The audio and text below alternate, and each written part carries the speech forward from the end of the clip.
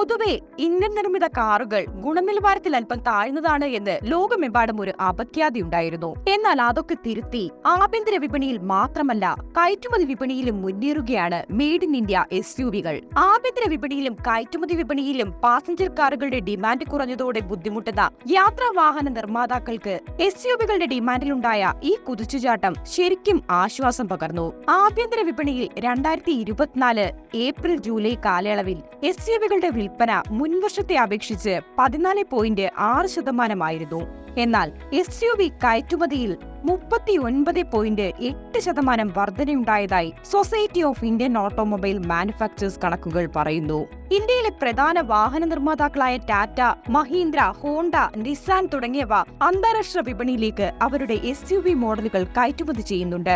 നിലവാരമുള്ളതും അന്താരാഷ്ട്ര സ്റ്റാൻഡേർഡ് അനുസരിച്ചിട്ടുള്ളതുമാണ് ഇന്ത്യയിലെ വാഹന നിർമ്മാണം.